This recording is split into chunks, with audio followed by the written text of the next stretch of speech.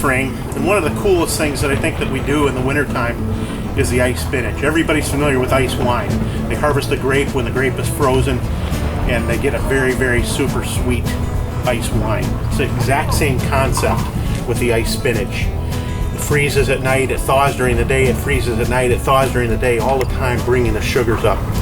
It's unbelievable how sweet this is. We've tested this with a refractometer, and it's actually testing as sweet as a red delicious apple. So spinach, like any leafy crop, is like a solar receptor.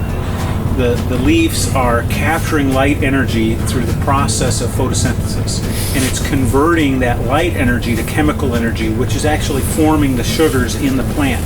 The sugars traveling up and down in the plant each day are what really makes this the sweetest spinach of the year. If you notice down here on the bottom of the plant that Lee's got, the root of the spinach is actually turning pink. That's the highest concentration of sugar in the entire plant. The sugar in the leaves is the highest that it will be all year. But many times we cut that stem off and throw this part away. If you use the pink stems of ice spinach, it truly is like eating candy. That's the highest sugar concentration, and as you can imagine, it's because it's right at the soil line. A lot of the spinach that you get where it's grown in a more lush environment is so soft. There's just not much body or texture or even color to it. This has just got a deep, rich, almost seaweed green color to it. But then listen to this. It's just full of life and body and energy, and especially flavor.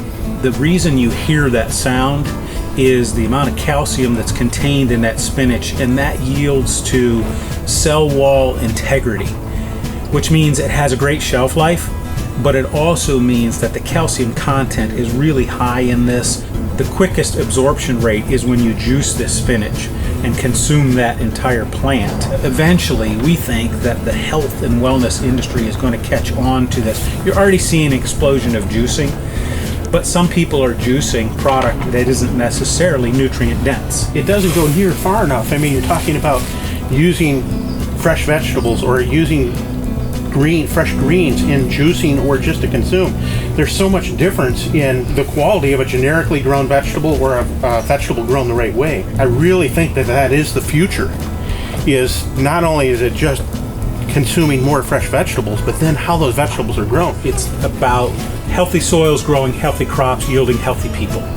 That's really the concept that we're trying to leverage in this process. So what's crazy is that technology advances and we can actually do, I guess, more testing to know the real vigor and the vitality of something.